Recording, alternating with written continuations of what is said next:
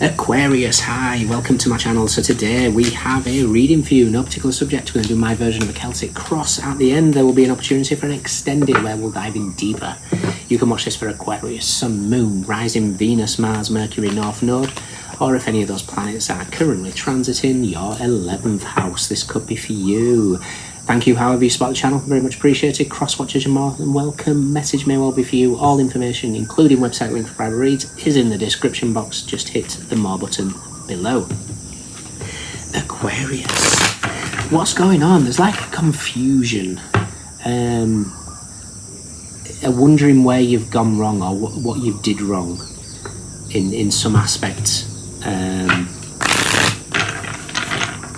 In what direction, I have no idea. It could be different for all of you. Interestingly, right now you've got Venus has just moved into Taurus, like now, today, and it's immediately squaring Pluto in retrograde in your sign. So that's all happening in your 4th house,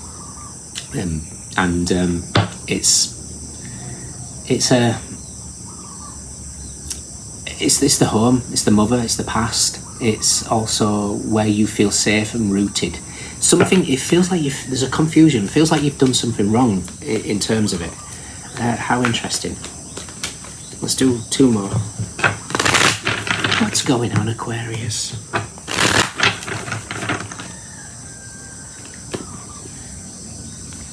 We have the 5 of Wands, the card of conflict, disagreements. Yeah, it's like... Yes, I'm hearing Never Ever by All Saints. Just, it's like this confusion. Really want to know what you've done wrong. Crossing you. Root of the matter. Okay, interesting. Recent past. What you want.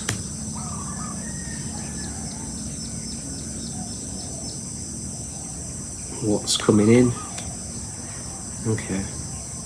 How you see yourself. Oh. How others see you.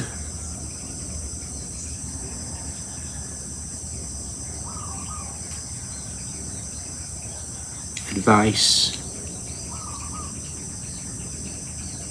Okay, and potential outcome. I knew that was coming. Potential outcome. Yeah, perfect. Okay.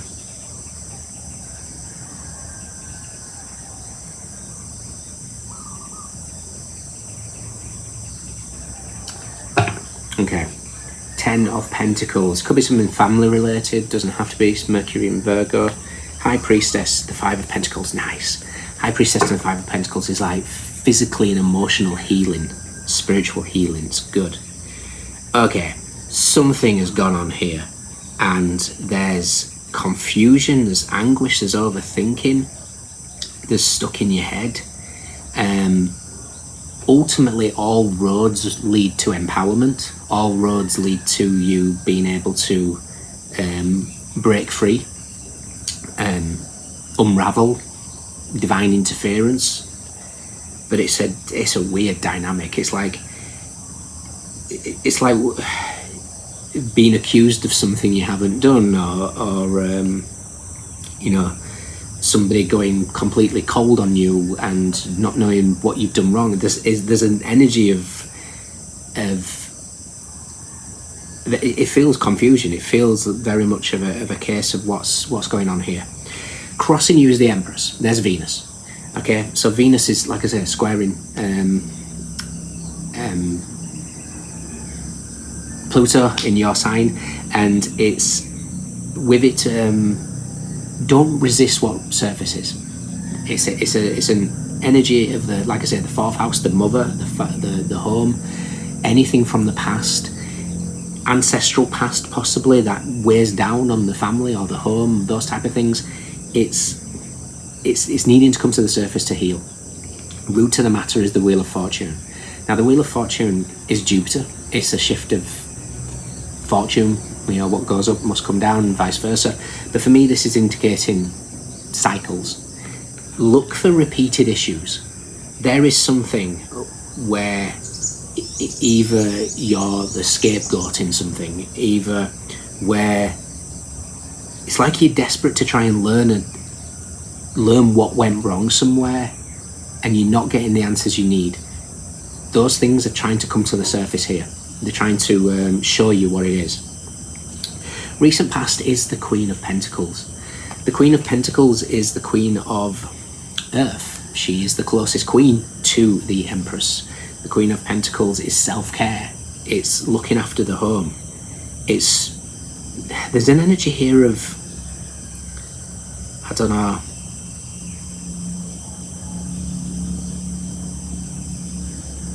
why there's something that's bugging me about this.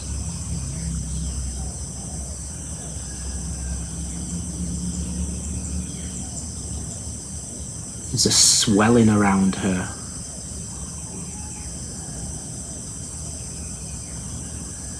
There's a little bit of pride attached to this Queen of Pentacles here, so there could be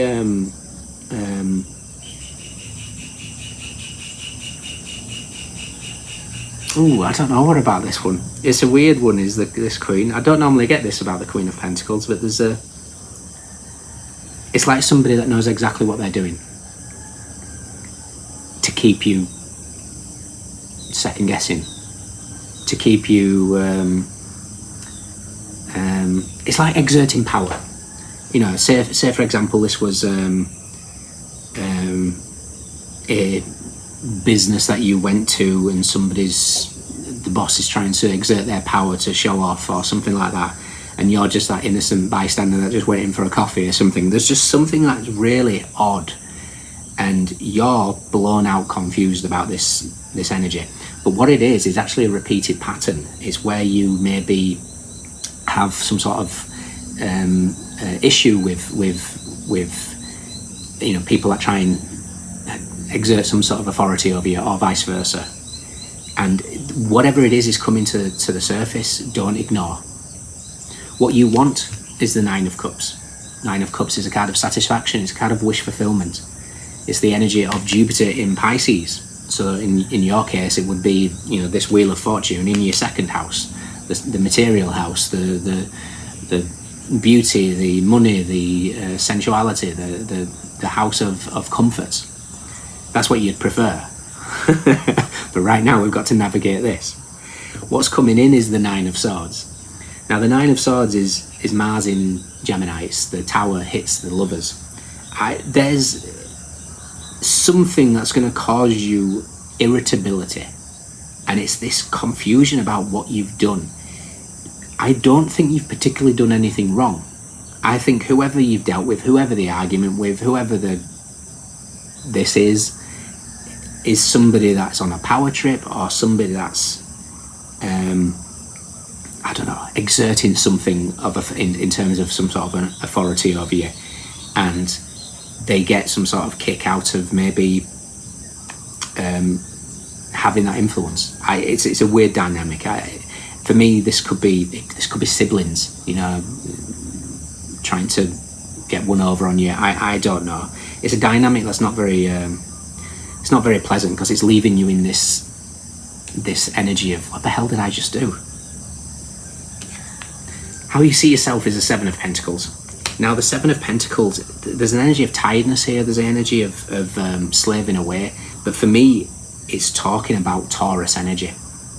So not only have we got Venus in Taurus now, we've got the last degrees of Uranus in Taurus. And this is the third decan of Taurus, where Uranus currently is. Your outcome, I'm going to jump ahead, which is fantastic, is you guys, the star card, which is Uranus. So there's this dynamic where Venus and Uranus are in Taurus, all in your fourth house, all this month. They're going to be exact towards the... Oh, when's that going to be? Bear with me 2 seconds, guys. Let me see when Venus moves into Gemini, and I'll be able to give you a rough estimate.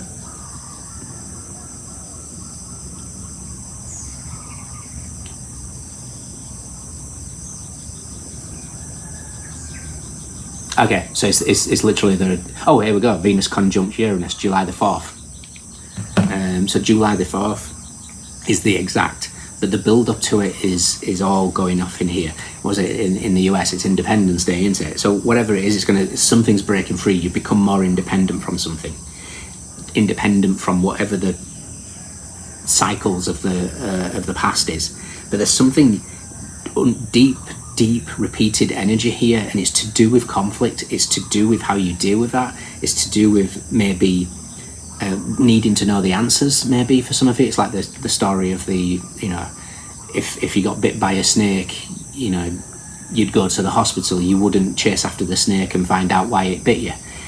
There's something about recognizing, when sometimes we think, well, I don't believe I've done anything wrong. I don't need to worry about it. Other times, obviously, if you have done something wrong, then there's obviously that remorse, there's the regret, there's the guilt. But something here is coming to the surface to show you something. How others see you is the Six of Pentacles. Again, that Taurus energy. This is all about the home. This is all about the family. It's all about the past. It's all about roots, where you feel safe, where you feel grounded. Where is home for you? And it's also just this incidence here of, again, I mean, I know in this sense it's a nice energy. She's handing out these two pentacles here, but there's just something about this month in particular. She's stood over these two people as if she's some sort of, Queen of Sheba. Again, it doesn't have to be dramatic, but the Two of Pentacles is almost like an opposition, because it's in your outcome as well. Two of Pentacles. Now that opposition, not only have we got the squares straight away, Venus and Pluto, end of the month conjunction with Uranus, but also in the middle of the month we've got Lilith in Scorpio opposite Venus in Taurus. So this is sort of blueberries all over there. So I've been having blueberries this morning. And that's the 10th house and the 4th house. So that's the father and the mother, or it's the the behavior, how we feel at home, how we feel at work, the energy of the opposites, reputation, all these things could possibly come into the surface. Your advice is the King of Wands. Now the King of Wands he sees the bigger picture. He's ambitious. He knows what he wants. He's got the desires. He has the ability to, it's like the gecko is adaptability. He's fire, the embodiment of fire in terms of something tangible, that we can hold, is like a volcano or lava rocks. It's like, being able to hold fire in your hands, and that's passion. The King of Wands is also 2 parts Sagittarius, 1 part Shadow Scorpio. The Shadow Scorpio is just representing Pluto here. Pluto in your sign, transforming you. Basically, don't resist what surfaces.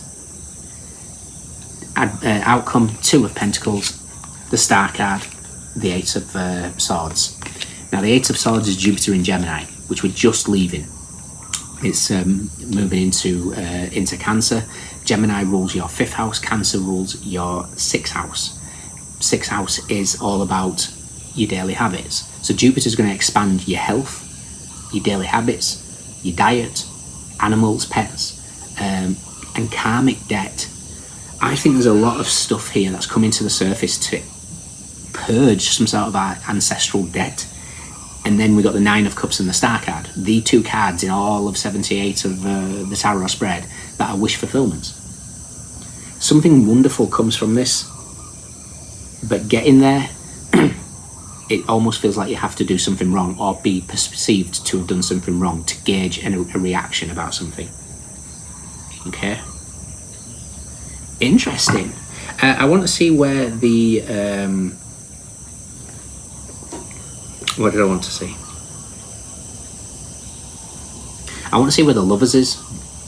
There's 2 Gemini energies here. And I also want to see where the 5 of Swords is. The reason being, we've got Empress and the Star card, which is the 5 of Swords, Venus and Aquarius. Okay.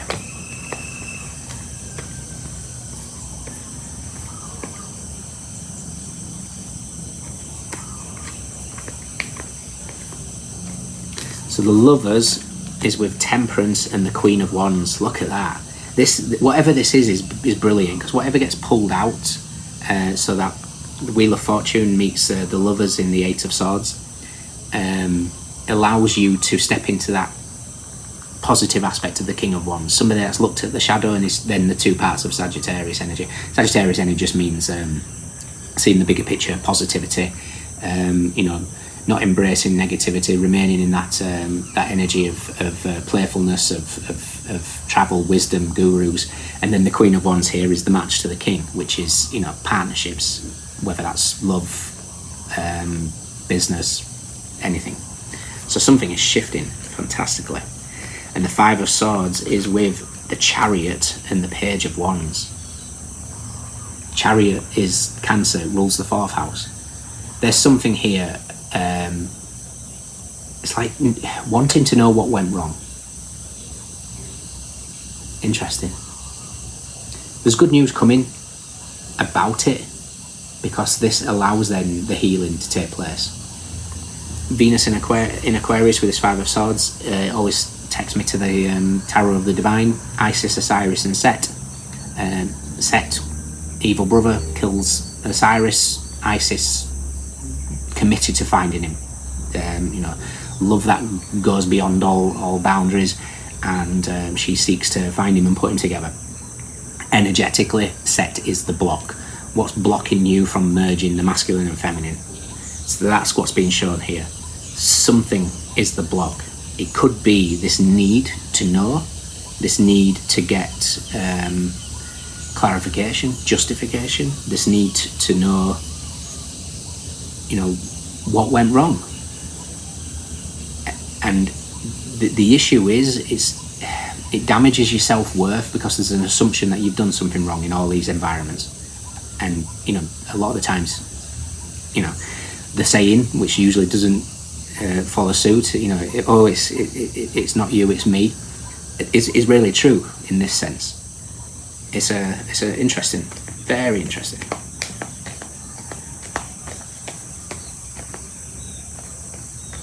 Let's check out Death as well, see what Pluto's up to.